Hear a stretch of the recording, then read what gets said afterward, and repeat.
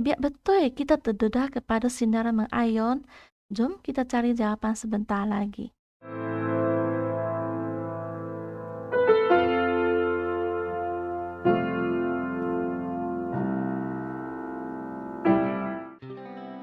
Halo semua, selamat datang ke channel Cikgu Michelle.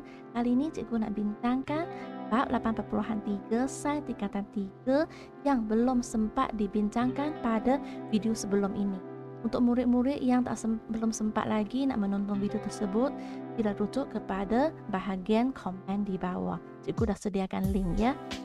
Okey, ini adalah isi perbincangan kali ini. Termasuklah sumber sinaran mengayon dalam alam sekitar, risiko terdedah kepada sinaran mengayon semula jadi. Kemudian akan bincang juga reti formatif 8.3 yang berkaitan dengan isu perbincangan untuk kali ini. Sekarang kita tengok apa itu sumber sinaran mengayon dalam alam sekitar. Iaitu termasuklah sinaran kosmik. Sinaran kosmik dikenali sebagai sinaran kosmik galaktik juga. Sebab ia adalah sinaran bertenaga tinggi yang dihasilkan di luar sistem suria atau dari galaksi yang lain. Sebenarnya semakin tinggi kita pergi, semakin tinggi altitude, semakin banyak dos sinaran kosmik yang akan diserap oleh badan kita. Oke, kita akan bincang pada hujung video ini ya. So, yang kedua adalah sinaran latar belakang. Sinaran latar belakang terdiri daripada pelbagai jenis sinaran mengayon dalam alam sekitar. Jika kamu tengok pada gambar yang ditunjukkan di sini, boleh tak Anda senaraikan sumber-sumber sinaran latar belakang. Kita tengok kat sini lah kan. Sebenarnya sinaran latar belakang untuk sinaran kosmik yang kita bincang tadi. Kemudian ada pula keradioaktifan persekitaran daripada bahan radioaktif semula jadi. Contohnya dari batu-batuan atau dari tanah-tanah. Sekiranya bahan-bahan ini kita ambil untuk membuatkan alatan dapur atau bahan-bahan di rumah, alatan dapur atau bahan tersebut juga akan mempunyai sinaran radioaktif. Kalau tumbuh-tumbuhan mendapatkan zat-zat dari tanah, tumbuhan tersebut juga akan mengandungi sinaran radioaktif. So, sumber sinaran latar belakang yang seterusnya adalah sisa radioaktif daripada kemalangan nuklear dan ujian nuklear. Kemudian pula, akhir sekali sumber sinaran latar belakang ialah radioisotop daripada kegunaan perubatan. Pentingnya, sumber sinaran mengayon dalam alam sekitar terbahagi kepada dua jenis. Satu adalah semula jadi, yaitu sinaran kosmik dan sinaran latar belakang. Yang kedua adalah buatan manusia, termasuklah kemalangan nuklear, ujian nuklear, penggunaan radioisotop untuk perubatan.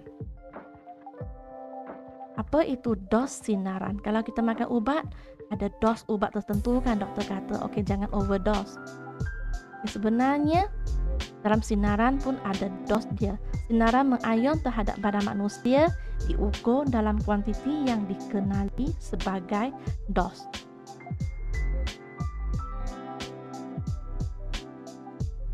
Sinaran mengayon diserap ke dalam badan manusia akan merosakkan sel badan kita dan kemungkinan akan menyebabkan kematian ataupun kanser. Dalam dos 1 sievik pula adalah bersamaan dengan 1 joule tenaga sinaran mengayon yang diserap oleh 1 kilogram tisu hidup.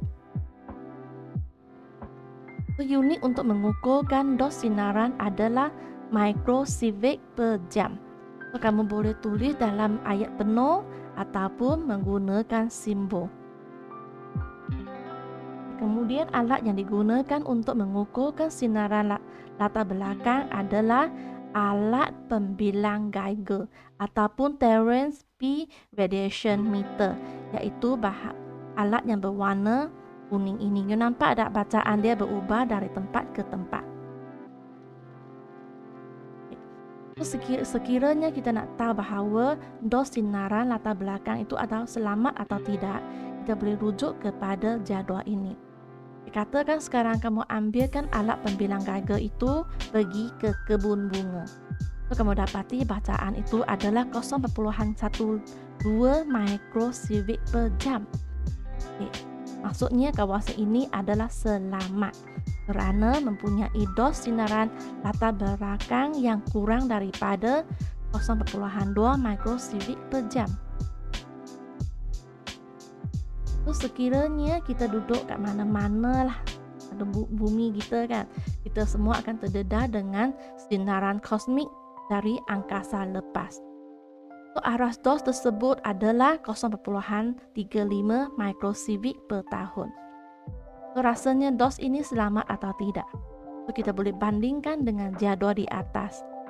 Kamu dapati 0.35 adalah kecil daripada 1.752 microsievert per tahun. Oleh itu, dos ini adalah selamat. Pada altitude yang tinggi, kita akan terdedah dengan sinaran kosmik. So, aras dos tersebut adalah antara 0.3 hingga 0.5 microsievert per tahun. So, kalau bandingkan dengan jadual, kamu dapati dos ini adalah selamat. Dalam penerbangan kita, semua penumpang akan terdedah dengan sinaran kosmik. So, aras dos sinaran kosmik ini adalah antara 0.003 microsievert per jam. So, kalau bandingkan dengan jadual di atas, nombor ini agak besar. Oleh itu, dos ini adalah agak bahaya.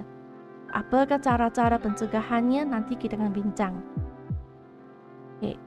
So, sekiranya kamu jalan-jalan di kebun, jalan-jalan di luar, so kita semua terdedah dengan sinaran latar belakang dari alam sekitar.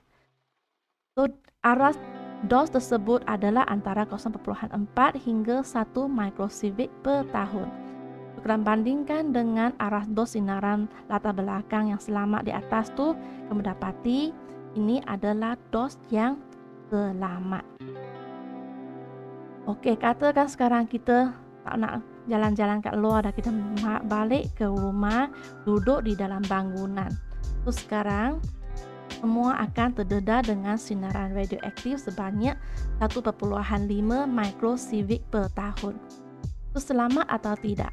Ya, selamat. Nasib baiklah kat luar, kat atas, kat dalam bangunan pun selamat. Kalau tidak, kita nak pergi ke mana kan? Okey. So, ini pula dalam rokok. Dalam rokok sebenarnya ada sinaran radioaktif. Dos dia adalah 55 microsievert per batang rokok. Bukan jam, bukan tahun, bukan bulan. Okey. So, kalau kita bandingkan dengan jadual di atas ini, memang angka 55 microsievert ini semua adalah sangat tinggi. Jadi, merokok adalah membahaya. Bukan sahaja ada nikotin atau tar, dia juga mengandungi sinaran radioaktif. Pastikan kamu bagi tahu kawan-kawan yang merokok tahu. Okey. Dalam makanan pula juga mengandungi sinaran radioaktif. Okey, sinaran itu dalam lingkungan 0.1 hingga 0.5 microsievert per tahun. Kalau bandingkan dengan jadual di atas, kamu dapat nasib baik makanan adalah selamat dimakan. Okey, tengok. Di dalam prosedur perubatan, apabila kita ambil gambar foto sinar X, sebenarnya kita akan menerima 5.5 microsievert per ujian perubatan. So, dos ini adalah agak berbahaya. Oleh itu, seelok-eloknya kita mendengar nasihat pegawai perubatan semasa kita ambil gambar foto sinar X. Seterusnya adalah sinaran mengayon dari TV dan komputer. Mesti semua dah takut kan? Setiap hari kita menonton TV, duduk kat depan komputer untuk PDPR. Okay, sebenarnya dos itu adalah 0.1 microsievert per jam. Kalau bandingkan dengan bacaan di atas, nombor ini agak tinggi. Oleh itu, agak membahaya dos ini. Tapi jangan risau, nanti cikgu akan bincangkan cara-cara untuk meminimumkan dos ini. Oke. So, apakah risiko terdedah kepada sinaran mengayon semula jadi? Adakah kamu akan menjadi macam abang ke atas tu, Mr. Hawk? Okey, tengok kat sini pula. Okay, sekiranya badan kita menerima 10 civic dalam setahun, so dos-dos ini akan terkumpul di dalam badan kita. So, kemudian kesannya adalah kematian ataupun mati sajalah, tiada pilihan, maaf. Okey. Kemudian untuk penerimaan dos 1 civic dalam setahun, kesannya adalah risiko kanser, iaitu 5% mendapat kanser atau barah. Okey. Untuk dos 0.1 civic setahun pula, kesannya adalah risiko barah pada usia tua. Sebenarnya risiko bara ini juga bergantung kepada gaya hidup kita jugalah. Okay. Sekiranya dos adalah kurang daripada 0.01 civic setahun, selamat. Okay. So, langkah berjaga-jaga macam mana nak kita nak lindungi diri sendiri. Yang pertama, waktu bekerja untuk seorang juru terbang dihadkan untuk tempoh tertentu sahaja. Kerana juru terbang terdedah kepada sinaran kosmik. Macam yang kita bincang tadi kan, semakin tinggi altitude, semakin tinggi dos sinar kosmik. Betul tak? Okey. So, begitu juga untuk kita boleh pakai kacamata yang dipasang dengan film anti ultra ungu. Gunakan payung anti ultra ungu ataupun sapukan sunblock apabila kita keluar berjalan-jalan. Okay. Sekiranya untuk mengambil gambar foto sinar X, sila ikut prosedur atau SOP yang ditetapkan. Kiranya anda hamil atau syaki anda hamil, sila bagi tahu kaki tangan counter atau juru X-ray sebelum anda menjalani sinaran X. Okey, akhirnya kalau depan TV ni macam mana nak melindungi diri sendiri ya? Okay, senang sahaja, duduk jauh dari TV.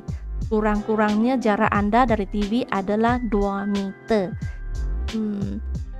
Dan kalau TV kamu lagi besar, jarak ini akan lagi besar. Okay, bagi makanan pula. Okay, jangan makan makanan yang dihasilkan dari kawasan yang dicemari oleh bahan radioaktif, seperti ikan dari lautan yang dicemari oleh bahan radioaktif. Macam mana kamu tahu kawasan itu dicemari oleh bahan radioaktif?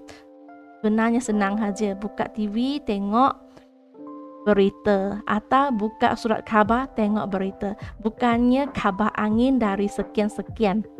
Okey? Sekarang kita tengok pula latihan praktik formatif 8.3. So, kita akan bincangkan 4 soalan ini. Yang pertama, nyatakan 2 sumber semula jadi yang menghasilkan sinaran mengayon, iaitu sinaran kosmik, sinaran latar belakang.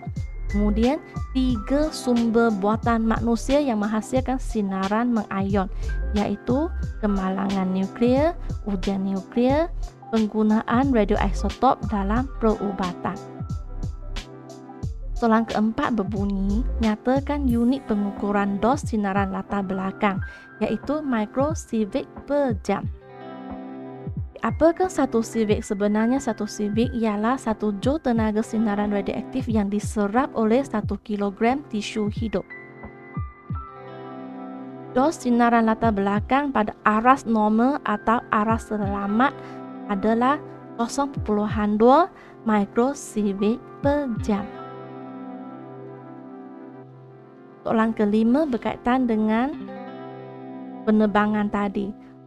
Sebenarnya semakin tinggi dari permukaan bumi, semakin kuat sinaran kosmik. Oleh itu, individu yang berada di dalam kapal terbang yang berada pada altitude yang tinggi akan menyerap lebih banyak sinaran kosmik sehingga tahap penyerapan sinaran mengayonnya melebihi tahap selamat. Ingatnya badan kita akan simpan sinaran ini, akan terkumpul dalam badan kita juga. Soalan ke-6, soalan terakhir, berkaitan dengan matematik. Seorang murid menonton televisyen setiap hari selama 2 jam. Hitung dos sinaran mengayon yang telah murid itu terima selama 5 hari. Dos sinaran mengayon televisyen adalah 0.1 mikrosievert per jam. Jadi, kamu ambil sahaja dos sinaran itu, darab dengan 2 jam yang menonton dan bilangan hari. Akhirnya kamu akan dapati dos sinaran mengayon yang telah diterima sebanyak 5 hari adalah 0.1 mikrosievert per jam. Okey, itu sahaja perkongsian untuk kali ini. Sekiranya ada apa-apa komen, sila tulis di bawah. Kalau sempat, cikgu akan jawab. Okey, terima kasih. Bye.